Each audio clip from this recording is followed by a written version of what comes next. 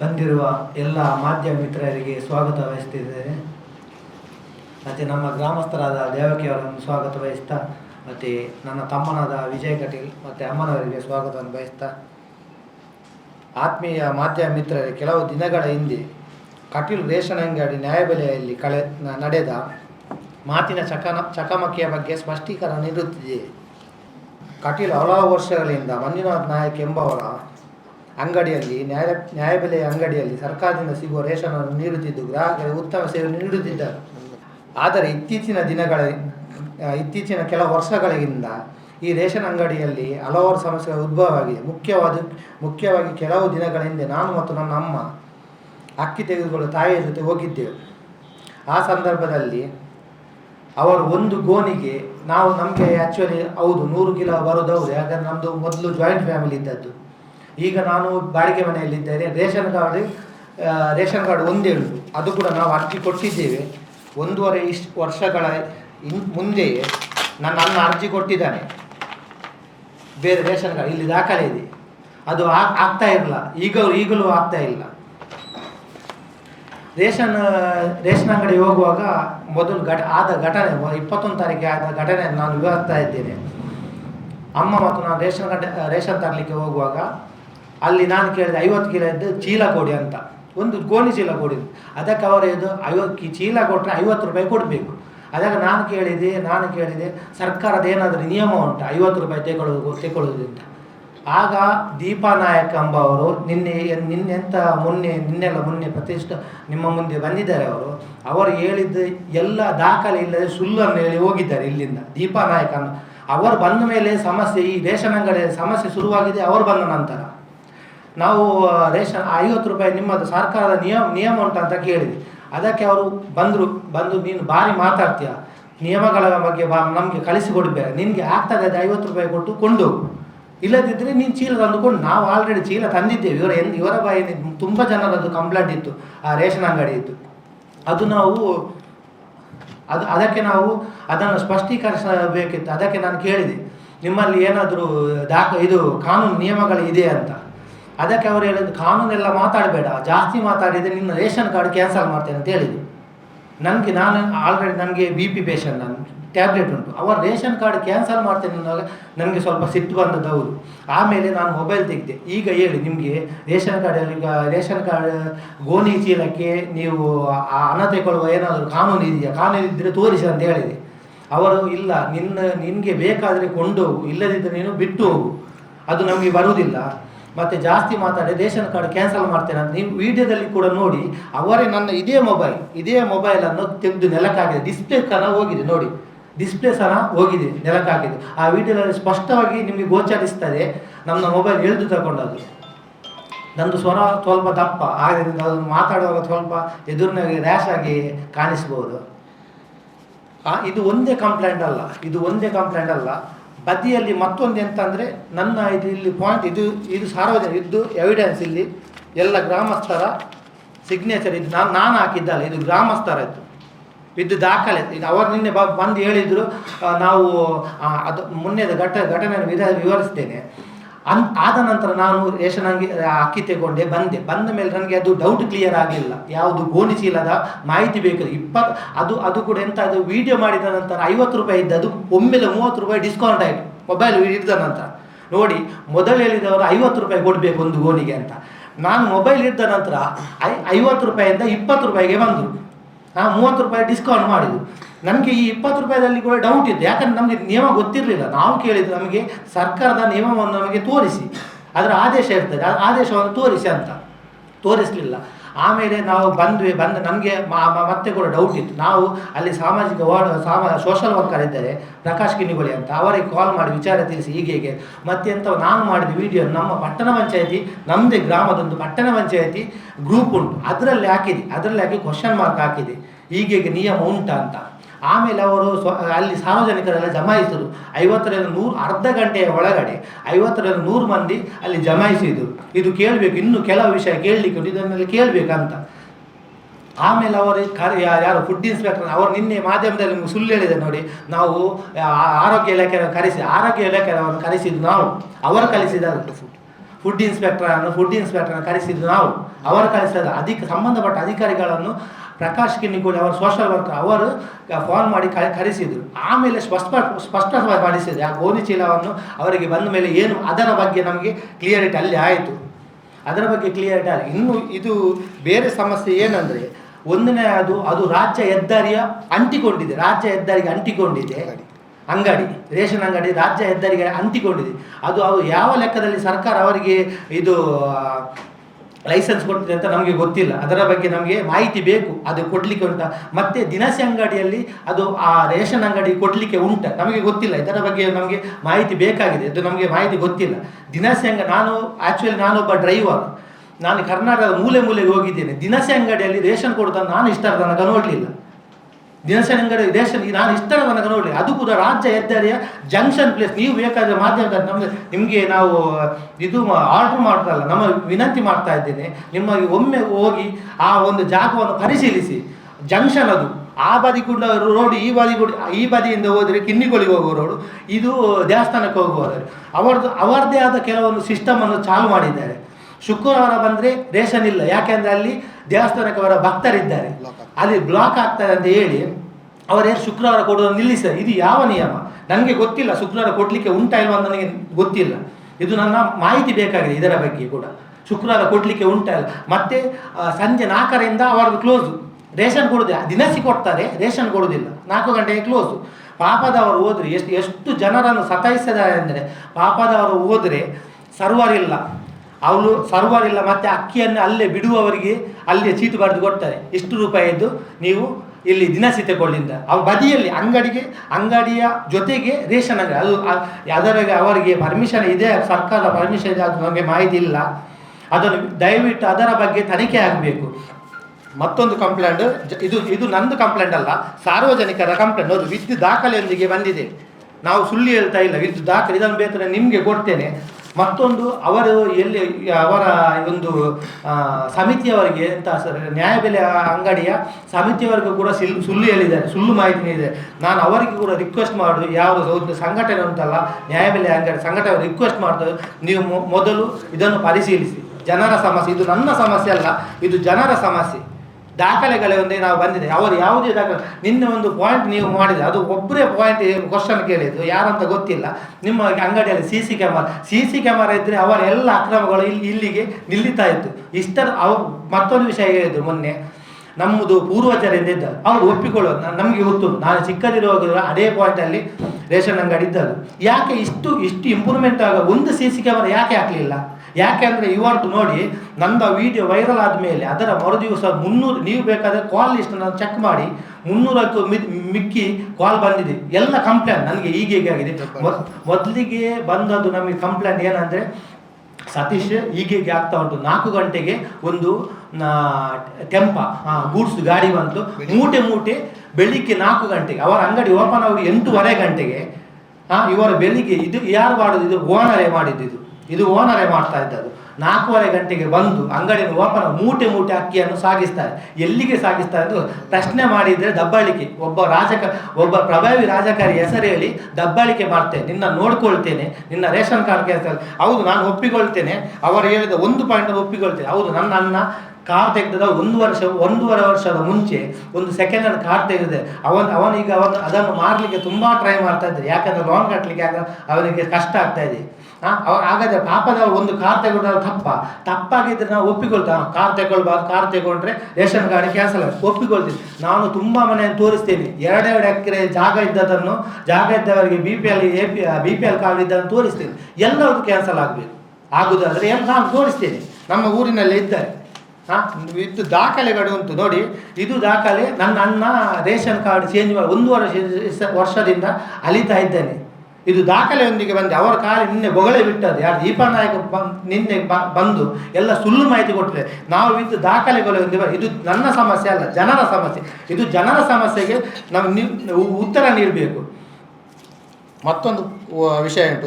ಇದು ಯಾಕೆಂದರೆ ಇದು ನೋಡಬೇಕಾದ್ರೆ, ಯಾಕೆಂದರೆ ಜನವರು ನನಗೆ ಫೋನ್ ಮಾಡಿ ಹೇಳಿದ್ರು ಹೀಗೆ ಸಮಸ್ಯೆ ಉಂಟು ಸತೀಶ್, ಹೀಗೆ ಉಂಟು, ಅದು ನೀರಿಂದ ವಾಯ್ಸ್ ರೇಸ್ ಮಾಡಲಿಕ್ಕೆ ಹೆದರ್ತಾರೆ. ಯಾಕಂದರೆ ಪ್ರಭಾವಿ ರಾಜಕಾರಿ, ನಾನು ಅವರ ಹೆಸರು ಹೇಳುವುದಿಲ್ಲ, ಅವರ ಹೆಸರು ಹೇಳಿಕೊಂಡು ಇವರು ದಬ್ಬಾಳಿಕೆ ಮಾಡೋದು, ನಿನ್ನ ರೇಷನ್ ಕಾರ್ಡ್ ಕ್ಯಾನ್ಸಲ್ ಮಾಡ್ತೇನೆ. ನಮಗೆ ಗೊತ್ತು, ನಾವು ಇರೋದು ಜಾಯಿಂಟ್ ಫ್ಯಾಮಿಲಿ ಆದರೂ ಈಗ ಬೇರೆ ಬೇರೆ ಇದ್ದೇವೆ. ನಾನು ಬಾಡಿಗೆ ಮನೆಯಲ್ಲಿ, ನಾನು ಒಬ್ಬ ಡ್ರೈವರ್, ಇವತ್ತು ಹೋದರೆ 4 ದಿವಸ ಆಗ್ತದೆ ಬರುವಾಗ. ಇದರ ಬಗ್ಗೆ ಆಮೇಲೆ ನಾನು ಆ ದಿವಸ ಈ ಘಟನೆ 21 ಘಟನೆ ಆದಮೇಲೆ ಎಲ್ಲ ಅವರು ಅಧಿಕಾರಿಗಳನ್ನು ನಾವು ಕರೆಸಿ, ಅದರಲ್ಲಿ ಕೂಡ ಸುಳ್ಳು ಹೇಳಿದೆ ನೋಡಿ, ಸ್ಪಷ್ಟವಾಗಿ ಹೇಳ್ತೇನೆ. ಅದರ ಅಧಿಕಾರಿಗಳನ್ನು ಕರೆದದ್ದು ನಾವು, ಜನರು ಒಟ್ಟುಗೂಡಿ ಅಲ್ಲಿ 50ರಿಂದ 100 ಜನ ಅರ್ಧ ಗಂಟೆಯಲ್ಲಿ ಒಟ್ಟಾಗಿದೆ. ನಾವು ಹಣ ಕೊಟ್ಟು ತರಿಸಿದ್ದಲ್ಲ, ಖಾಲಿ ಒಂದು ನಮ್ಮದು ಪಟ್ಟಣ ಗ್ರಾಮ ಪಂಚಾಯಿತಿ ಅಂತ ಒಂದು ಗ್ರೂಪ್ ಇದೆ, ಅದರ ಗ್ರೂಪಿಂದ ಬಂದ ಮಾಹಿತಿಯಿಂದ ಅಲ್ಲಿ 50ರಿಂದ 100 ಜನ ಒಟ್ಟಾಗಿದ್ದಾರೆ. ಒಟ್ಟಾಗಿ ನಾವು ಅವರನ್ನು ಪ್ರಶ್ನೆ, ಅಧಿಕಾರಿಗಳು ಬಂದ ಮೇಲೆ ಸ್ಪಷ್ಟವಾಯಿತು, ನಮಗೆ ಗೊತ್ತಾಯಿತು ಗೋಣಿಚೀಲ ಬಂದ ಮೇಲೆ ಅವರಿಗೆ ಏನು ಪೂರ್ವ ಮಾಡಬೇಕು, ಅದಲ್ಲಿ ಕ್ಲಿಯರ್ ಆಯಿತು. ಮತ್ತು ಆ ಒಂದು ಜಂಕ್ಷನಲ್ಲಿ ನೋಡಿ, ಹೋದ ವರ್ಷ ಆದ ಘಟನೆಯನ್ನು ನಾನು ಹೇಳ್ತೇನೆ. ಆ ಒಂದು ಜಂಕ್ಷನಲ್ಲಿ ಒಂದು ಸೈಕಲ್ ನಿಲ್ಲಿಸಲಿಕ್ಕೆ ಜಾಗ ಇಲ್ಲ.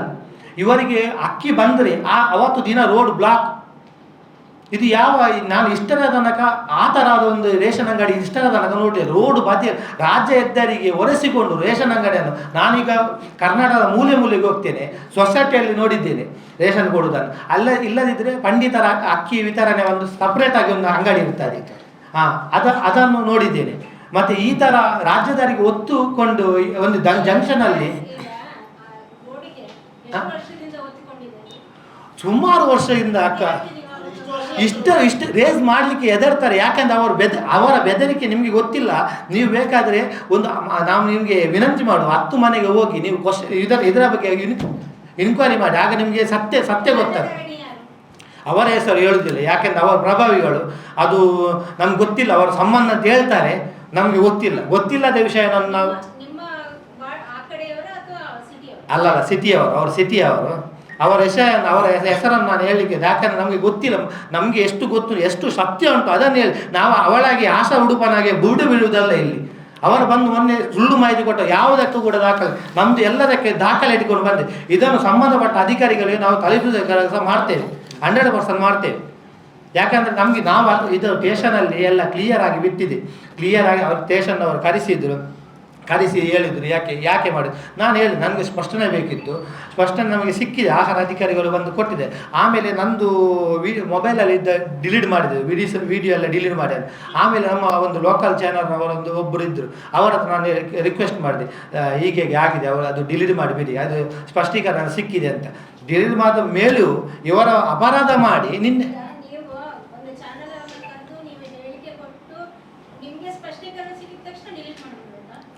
ಅಲ್ಲ, ಅದು ಅವರು ಹೇಳಿದ್ದು ಎಲ್ಲಿ. ಹೌದೌದು, ಆ ಕಟೀಲ್ ಹೌದೌದು. ಇಲ್ಲ, ಅದು ಅಷ್ಟು ವೈರಲ್ ಆದದ್ದು ಅಲ್ಲಲ್ಲ, ವೈರಲ್ ಆದದ್ದು ನಮಗೆ ಗೊತ್ತಿಲ್ಲ. ವೈರಲ್ ಆದ ನೋಡಿ, ನಾವು ನಮ್ಮ ಗ್ರಾಮದ ಗ್ರಾಮ ಪಂಚಾಯತಿ ಇದರಲ್ಲಿ ಹಾಕಿದ್ದು, ಪಟ್ಟಣ ಪಂಚಾಯತಿ ಗ್ರೂಪಲ್ಲಿ ಹಾಕಿದ್ದು. ಅದು ಆಮೇಲೆ ಎಷ್ಟು ವೈರಲ್ ಯಾರು ಮಾಡಿದಂತ ನಮಗೆ ನಾವು ಕೇಳಿದ್ದು, ಆದರೆ ಎಲ್ಲಿ ಹಾಕಬಾರ್ದಂತ ಕಾನೂನು ಇದೆ. ನಾವು ಕೇಳಿದಂತ ನಮಗೆ ಸ್ಪಷ್ಟೀಕರಣ ಬೇಕು.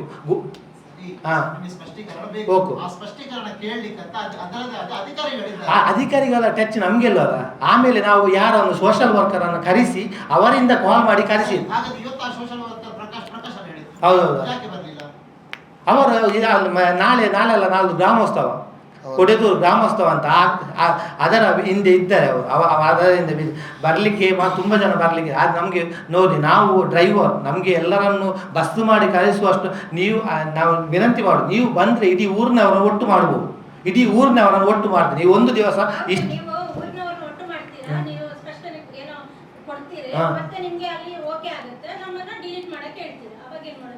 ಯಾವುದು ಅಲ್ಲ, ಡಿಲೀಟ್ ಮಾಡಲಿಕ್ಕೆ ಹೇಳಿಲ್ಲಲ್ವ. ನಾನು ಒಬ್ಬರ ಹತ್ರ ಮಾತ್ರ ರಿಕ್ವೆಸ್ಟ್ ಮಾಡಿದ್ದು, ಯಾಕಂದರೆ ಅವರು ನಮಗೆ ಪರಿಚಯದವರು. ಆದರೆ ನಾನು ನನಗೋಸ್ಕರ ಅದನ್ನು ಡಿಲೀಟ್ ಇಲ್ಲಿ ಸ್ಪಷ್ಟ. ಇದು ವೈರಲ್ ಹೇಗೆ ಆಗಿದೆ ಅಂದರೆ, ಖಾಲಿ ಗೋಣಿ ಚೀಲದ ವಿಷಯದಲ್ಲಿ ವೈರಲ್ ಆಗಿದೆ.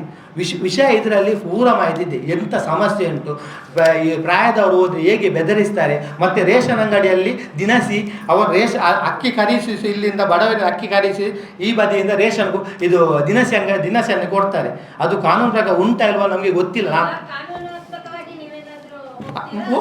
ಹೋಗ್ತಾ ಇದ್ದೇವಲ್ಲ. ಅಲ್ಲ, ನಾವು ಆಹಾರಕ್ಕೆ ಕೊಟ್ಟಿದ್ದೇವೆ. ಸ್ಟೇಷನ್ ನಮಗೆ ಕಂಪ್ಲೇಂಟ್ ಮಾಡಿದ್ದಾರೆ ಅವರು, ನಮಗೆ ಕಂಪ್ಲೇಂಟ್ ಮಾಡಿ ನಮ್ಮನ್ನು ಕರೆಸಿ. ನಾನು ನಿಜವಾಗಿ ಆ ಸ್ಪಾಟಲ್ಲಿ ಇರಲೇ ಇಲ್ಲ. ನಾನು ಇವರು ಅಧಿಕಾರಿಗಳು ಬಂದ್ರಲ್ಲ, ಆಹಾರ ಇಲಾಖೆಯವರು ಬಂದ ಮೇಲೆ ನಾನು ಹೋಗಿ ಅಲ್ಲಿ ಅವರಲ್ಲಿ ಮಾತಾಡಿದ್ದು, ಹೀಗೆ ಅಕ್ಕಿ ಗೋಣಿ ಚೀಲದ ಹಣ ತಗೊಳ್ಬಹುದಾ. ಆಮೇಲೆ ಅವ್ರು ಬಂದು ನಮಗೆ ಸ್ಪಷ್ಟನೆ ಕೊಟ್ಟರು, ಹೀಗೆ ಅವ್ರಿಗೆ ಏನು ಬೇಕಾದರೂ ಮಾಡ್ಬೋದು, ನಿಮಗೆ ಏನು ಅದು ಇದಿಲ್ಲ. ಆದಮೇಲೆ ನಾವು ಬಿಟ್ಬಿಟ್ವಿ. ಅದರ ಮರುದಿವಸ ಹೋಗಿ ಅವ್ರು ಕಂಪ್ಲೇಂಟ್ ಮಾಡಿದ್ದಾರೆ. ಸ್ಟೇಷನಿಂದ ಪೊಲೀಸವರು ಕರೆಸಿದ್ರು. ನಾನು ಅದರಲ್ಲಿ ಇರಲೇ ಇಲ್ಲ, ವಿಡಿಯೋ ಮಾಡಿದ್ದು. ನನ್ನನ್ನು ಸುಮ್ಮನೆ ಎಳೆದಾಕಿದ್ದಾರೆ. ಎಳೆದಾಕಿ ಆಮೇಲೆ ನಾನು ಸ್ಟೇಷನ್ಗೆ ಹೋಗಿ ಪೊಲೀಸ್ನವರೆಲ್ಲ ಮಾತಾಡಿ ಅವರು ನಮ್ಮಲ್ಲಿ ಮುಚ್ಚಳಿಕೆ ಬರೆಸಿದ್ದಾರೆ. ನೀವು ಇನ್ಮೇಲೆ ಅದು ವಿಡಿಯೋನೆಲ್ಲ ಡಿಲೀಟ್ ಮಾಡಿದ್ದೇನೆ, ಇನ್ಮೇಲೆ ನಾನು ಇದು ಮಾಡೋದಿಲ್ಲ ಅಂತ ಬರೆಸಿದ್ದಾರೆ. ಬರೆಸಿದ ಆದಮೇಲೂ ಕೂಡ ಮತ್ತೆ ಅವರು ಪ್ರೆಸ್ ಮೀಟ್ ಮಾಡಿ ನಿನ್ನೆ ಏನೇನೋ ಸುಳ್ಳು ಎಲ್ಲ ಹೇಳಿದ್ದಾರೆ. ನಾನು ಡ್ರೈವರ್. ಪ್ರೆಸ್ ಮೀಟಿಗೆ ಬಂದಾಗ ಅವರು ಮಾತು ಹೇಳಿದ್ರು, ಅವರಿಗೆ ತಿಂಗಳಿಗೆ 100 kg ಅಕ್ಕಿ ಕೊಡ್ತಾ ಇದ್ದೇವೆ ನಾವು ಅಂತ. ಇರೋದು ಒಂದು ಕಾರ್ಡ್, ಅದರ 10 ಜನರ ಹೆಸರಿದೆ. ಒಂದು ಕಾರ್ಡ್ 10 ಜನರ ಹೆಸರಿದೆ. 100 kg ತಿಂಗಳಿಗೆ ಅಕ್ಕಿ ಇವರಿಗೆ ಹೋಗ್ತದೆ ಅಂತ. ಸತ್ಯನಾ? ಹೌದು, ಸತ್ಯ. ಹೌದು. ಯಾಕೆಂದ್ರೆ ನಮ್ದು ಜಾಯಿಂಟ್ ಫ್ಯಾಮಿಲಿ. ಈಗ ನಾನು ಬಾಡಿಗೆ ಮನೆಯಲ್ಲಿದ್ದೇನೆ, ಯುವ ಬೇರೆ ಇದ್ದೇನೆ. ಆದರೆ ರೇಷನ್ ಕಾರ್ಡ್ ಒಂದೇ ಉಂಟು. ಅದನ್ನು ನಾವು ಬೇರೆ 1.5 ವರ್ಷದಿಂದ, ಇದು ನನ್ನ ಅಣ್ಣನದ್ದು 1 ವರ್ಷ ಕ್ಯಾನ್ಸಲ್ ಮಾಡ್ಲಿಕ್ಕೆ ಇದು ನಮ್ಮ ದಾಖಲೆ ಉಂಟು, ಓದದ ದಾಖಲೆ. ನಾವು ಅವರಾಗಿ ದಾಖಲೆ ಇಲ್ಲದೆ ಬಂದು ಎಲ್ಲದಕ್ಕೆ ದಾಖಲೆ ಉಂಟು, ದಾಖಲೆ ಇಟ್ಟುಕೊಂಡು ಬಂದಿದೆ. ಇದನ್ನು ದಾಖಲೆಯನ್ನು ಇದು ಆಲ್ರೆಡಿ ನಾವು ಮಾಡಿದ್ದು ಆಹಾರ ಇಲಾಖೆಯವರಿಗೆ ಕಂಪ್ಲೇಂಟ್ ಕೊಡ್ಲಿಕ್ಕೆ ಅಂತ ಮಾಡಿದ್ದು. ಊರಿನವ್ರದ್ದೆಲ್ಲ ಸೈನ್ ಹಾಕ್ತೀವಿ. ಇದು ನನ್ನ ಒಬ್ಬನ ಸಮಸ್ಯೆ ಅಲ್ಲ, ಇಡೀ ಊರಿನವರ ಸಮಸ್ಯೆ. ಇದು ನಂದು ಒಬ್ಬನಲ್ಲ. ನೀವು ಬೇಕಾದರೆ ಕಾಲ್ ಲಿಸ್ಟ್ ನಂದು ಚೆಕ್ ಮಾಡಿ. ಆ ವಿಡಿಯೋ ವೈರಲ್ ಆದ ಮರುದಿವಸವೇ ಒಂದು 300-400 ಕಾಲ್ ಬಂದಿದೆ.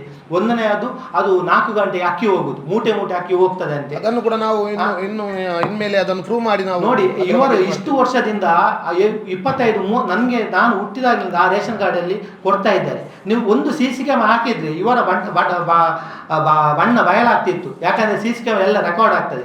ಮತ್ತು ಮೊನ್ನೆ ವಿಡಿಯೋವನ್ನು ಕೂಡ ನೀವು ನೋಡಿ, ನಾನು ದಬ್ಬಾಳಿಕೆ ಮಾಡಲಿಲ್ಲ. ನಂದು ವಾಯ್ಸ್ ಸ್ವಲ್ಪ ದಪ್ಪ ಇರ್ಬೋದು, ನಾನು ಮಾಹಿತಿ ಕೇಳಿದ್ದು. ಅವರನ್ನು ಮೊಬೈಲ್ ಎಳೆದು ನೋಡಿ, ಡಿಸ್ಪ್ಲೇ ಹೋಗಿದೆ, ಇಲ್ಲಿ ನೋಡಿ ಇದು ಸಾಕ್ಷಿ. ಇದನ್ನು ನೆಲಕ್ಕೆ ಹಾಕಿದ್ದಾರೆ. ಹಾಗಾದರೆ ಪಾಪದವರು ಪ್ರಶ್ನೆ ಮಾಡೋದು ತಪ್ಪ? ಪ್ರಶ್ನೆ ಮಾಡಬಾರ್ದಾ? ನಾನು ಕೊನೆಯದಾಗಿ ಒಂದು ಮಾತು ಹೇಳ್ತೇನೆ. ಅವರು ಒಂದು ವೇಳೆ ಅವರ ಅಂಗಡಿಯಲ್ಲಿ ಅವ್ಯವಹಾರ ಆಗದಿದ್ದರೆ, ಅವರು ದೇವರ ಮೇಲೆ, ನಿನ್ನೆ ಅವರು ಲಾಸ್ಟ್ಗೆ ಒಂದು ಪಾಯಿಂಟ್ ಹೇಳಿದ್ದು, ದೇವರು ನಮ್ಮ ಕಡೆ ಇದ್ದಾರೆ. ಅದೇ ದೇವರ ಮೇಲೆ ಆಣೆ ಮಾಡಿ ಹೇಳಲಿ ಅವರು ನಾನು ನಮ್ಮ ಅಂಗಡಿಯಲ್ಲಿ ಅವ್ಯವಹಾರ ಆಗಲಿಲ್ಲ ಅಂತ, ಆಗುತ್ತಿಲ್ಲ ಅಂತ ಅವರು ಆಣೆ ಮಾಡಿ ಹೇಳಲಿ, ಒಪ್ಪಿಕೊಳ್ತೇನೆ. ಅವರು ಆ ದೇವರ ಮೇಲೆ ಯಾರು, ಇದು ಮಂಜುನಾಥ್ ನಾಯಕರವರೇ ಮಾಡಿ. ಯಾಕಂದ್ರೆ ಓನರ್ ಅವರು, ಇವರು ಆಶಾ ದೀಪ ನಾಯಕ್ ಅವರ ಸೊಸೆ ಮೊನ್ನೆ ಬಂದದ್ದು. ಅವರ ಮಂಜುನಾಥ್ ನಾಯಕ ಆಣೆ ಮಾಡಿ ಹೇಳಿ, ನಮ್ಮ ಅಂಗಡಿಯಲ್ಲಿ ಅವ್ಯವಹಾರ ಆಗ್ತಾ ಇಲ್ಲ ಅಂತ. 4 ಗಂಟೆಗೆ ಲೋಡ್ ಅಕ್ಕಿ ಮೂಟೆ ಹೋಗುವುದನ್ನು ನೋಡಿದವರಿದ್ದೆ. ನಾವು ನೆಕ್ಸ್ಟ್ ಒಂದು ವೇಳೆ ಬರಲಿಕ್ಕೆ ಸಿಕ್ಕಿದ್ರೆ ನಾವು ಅವರನ್ನು ಕೂಡ ಕರ್ಕೊಂಡು ಬರ್ತೇವೆ. ನಾನು ಕೂಡ ನೋಡಿದ್ದೇನೆ. ಯಾಕೆಂದರೆ ನಾನು ಇದು 3.5 ವರ್ಷದ ಮುಂಚಿನ ಮಾತು. ಆಂಬುಲೆನ್ಸಲ್ಲಿ ಡ್ಯೂಟಿಯಲ್ಲಿದ್ದೆ. ದುರ್ಗಾಸನ್ನಿನ ಆಂಬುಲೆನ್ಸಲ್ಲಿ ಡ್ಯೂಟಿಯಲ್ಲಿದ್ದೆ. ಅಲ್ಲಿ ಡ್ಯೂಟಿಯಿಂದ ಎಮರ್ಜೆನ್ಸಿ ಕೇಸ್ ಇತ್ತು. ಎಮರ್ಜೆನ್ಸಿ ಕೇಸ್ ರೋಡಲ್ಲಿ ಹೋಗುವಾಗ ಇದು ಗೂಡ್ಸ್ ಗಾಡಿಯಲ್ಲಿ ಲೋಡ್ ಆಗ್ತಾಯಿದೆ. 4 ಗಂಟೆಗೆ, ಬೆಳಿಗ್ಗೆ 4 ಗೂಡ್ಸ್ ಲೋಡ್ ಆಗ್ತಾ ಇದೆ. ನನಗೆ ಅಲ್ಲಿ ನಿಲ್ಲಿಸಲಿಕ್ಕೆ ಆಗಿದೆ. ಯಾಕಂದರೆ ಎಮರ್ಜೆನ್ಸಿ ಪೇಷಂಟ್ ಇರೋದಲ್ಲಿ ನಾನು ನಿಲ್ಲಿಸಲಿಕ್ಕೆ ಆಗಲಿಲ್ಲ. ನಾವು ಡೈರೆಕ್ಟಾಗಿ ಹೋದೆ. ಅದು ಆಮೇಲೆ ನೋಡಿದವನು 5 ಜನ ಕಾಲ್ ಮಾಡಿ ಹೀಗೆ ಉಂಟು, ಅದನ್ನು ನೀವು ಪ್ರಶ್ನೆ ಮಾಡಿದ್ದು. ಯಾರು ಕೂಡ ಮುಂದೆ ಯಾಕೆಂದ್ರೆ ಇವರು ಹೀಗೆ ಪ್ರಭಾವಿ ರಾಜಕಾರಣ ಹೆಸರೇ ಹೇಳಿ ಎದುರಿಸ್ತಾರೆ. ನಿನ್ನನ್ನು ನೋಡಿಕೊಳ್ತೇನೆ, ನಿನ್ನದು ಅದು ಕ್ಯಾನ್ಸಲ್ ಮಾಡ್ತೇನೆ, ಇದು ಕ್ಯಾನ್ಸಲ್ ಮಾಡ್ತಾರೆ ಅಂತ ಹೇಳಿದ್ದಾರೆ. ನಮ್ದು ಬೇಡಿಕೆ ಅಲ್ಲ, ಇದು ಕಟೀಲು ಗ್ರಾಮಸ್ಥರ ಬೇಡಿಕೆ. ಈ ಬೇಡಿಕೆಯನ್ನು ವಿದ್ ಡಾಕ್ಯುಮೆಂಟ್ಸ್ ಎಲ್ಲಿಗೆ ಕಳಿಸಬೇಕು ಅಲ್ಲಿಗೆ ಕಳಿಸ್ತೇವೆ ನಾವು.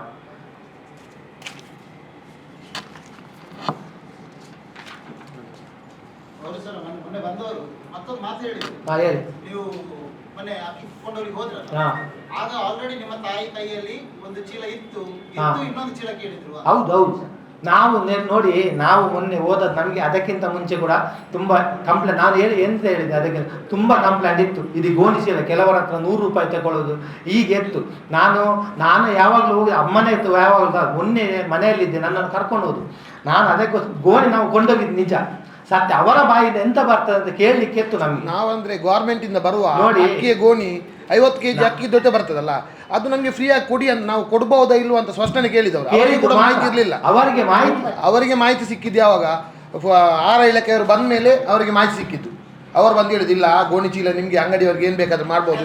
ನಾನು ಯಾಕೆ ಆ ಪ್ರಶ್ನೆ ಕೇಳಿದೆ, ಮೊನ್ನೆ ಅವರು ಪ್ರೆಸ್ ಮೀಟ್ ಮಾಡಬೇಕಾದ್ರೆ ದಕ್ಷಿಣ ಕನ್ನಡ ಜಿಲ್ಲಾ ಸಹಕಾರಿ ಪಡಿತರ ವಿತರಕರ ಸಂಘದ ಜೊತೆ ಬಂದಿದೆ, ಇಲ್ಲಿ ಅವ್ರ ಪ್ರೆಸ್ ನೋಟ್ ಉಂಟು ನಾವು. ಅವರ ಹತ್ರ ಕೂಡ ನೋಡಿ, ಅವರ ಹತ್ರ ಕೂಡ ಸುಳ್ಳು ಹೇಳಿದ್ದಾರೆ. ಇದನ್ನು ನೋಡಿ ನಾನು ಅದಕ್ಕೆ ಹೇಳುದು, ಅವರ ಅಧ್ಯಕ್ಷರಿಗೆ ನಾನು ಮನವಿ ಮಾಡ್ತೇನೆ, ಅವರ ಹತ್ರ ಕೂಡ ಅವರ ಅಧ್ಯಕ್ಷ ಏನೇ ಅವರ ವಿರುದ್ಧ FIR ಆಗಿದೆ ಅಂತ ಹೇಳಿದ್ದಾರೆ ಅಲ್ಲ, ಹೇಳಿಕೆ ಕೊಟ್ಟಿದೆ, FIR ಆಗಲಿಲ್ಲ ಅಲ್ಲಿ ನೋಡಿ. ಅವರ ಹತ್ರ ಕೂಡ ಸುಳ್ಳು ಹೇಳಿಸಿದ್ದಾರೆ. ಈ ಹೆಂಗಸು ದೀಪಾ ನಾಯಕ್ ಅಂತ ಹೆಂಗಸು ಅವರ ಬಾಯಲ್ಲಿ ಸುಳ್ಳು ಹೇಳಿಸಿದ್ದಾರೆ, FIR ಆಗಲಿಲ್ಲ. ಅದೊಂದು ಸ್ಟೇಟ್ಮೆಂಟ್ ಕೊಟ್ಟು ಅಲ್ಲಿಗೆ ಕ್ಲಿಯರ್ ಆಗಿದೆ. ಅದು ಇವರು ಮತ್ತೆ ಯಾಕೆ ಅವರ ತಪ್ಪನ್ನು ಸಮರ್ಥಿಸಿಕೊಳ್ಳಲಿಕ್ಕೆ ಮತ್ತೆ ಯಾಕೆ ಬಂದಿದ್ದಾರೆ ಅಂದರೆ ಡೌಟ್. ಅವರ ಪ್ರಕಾರ ಏನಂದ್ರೆ ಇವ ಕೈ ಮುಗಿದು ಸ್ವಾರಿಕೆ ಅವರ ಡಿಮ್ಯಾಂಡ್ ಏನಾದ್ರು ಇತ್ತಂದ್ರೆ ಸ್ಟೇಷನಲ್ಲಿ ಕೂಡ ನಾನು ಈ ಕೈ ಮುಗಿದು ಸಾರಿ ಕೇಳಬೇಕಂತೆ, ಅದನ್ನು ಅವರು ಸೋಷಿಯಲ್ ಮೀಡಿಯಾದಲ್ಲಿ ಹಾಕ್ಬೇಕಂತೆ. ನಾವು ತಪ್ಪು ಮಾಡಿದ್ರೆ ನಾವು ಯಾಕೆ ಸಾರಿ ಕೇಳಬೇಕು? ಅವರ ಬೇಡಿಕೆ ಕೂಡ ಅದೇ ಆಗಿತ್ತು. ನಾನು ಈಗ ಕೈ ಮುಗಿದು ಸಾರಿ ಕೇಳಬೇಕಂತೆ, ಅದನ್ನು ಅವರು ಸೋಷಿಯಲ್ ಮೀಡಿಯಾದಲ್ಲಿ ಹಾಕಿ ಅವರು ಸೇಫ್ ಆಗಬೇಕು, ವೈರಲ್ ಮಾಡಬೇಕಂತ ನನ್ನ ವಿಡಿಯೋವನ್ನು. ನಾವು ಸಂಬಂಧಪಟ್ಟ ಇಲಾಖೆಗೆ ಇದು ನನ್ನದಲ್ಲ, ಇದು ಸಂಬಂಧಪಟ್ಟ ಇಲಾಖೆಗೆ ನಾವು ಜನರ ಪರವಾಗಿ ನಾವು ಹೋರಾಟ ಮುಂದುವರಿಸ್ತೇವೆ.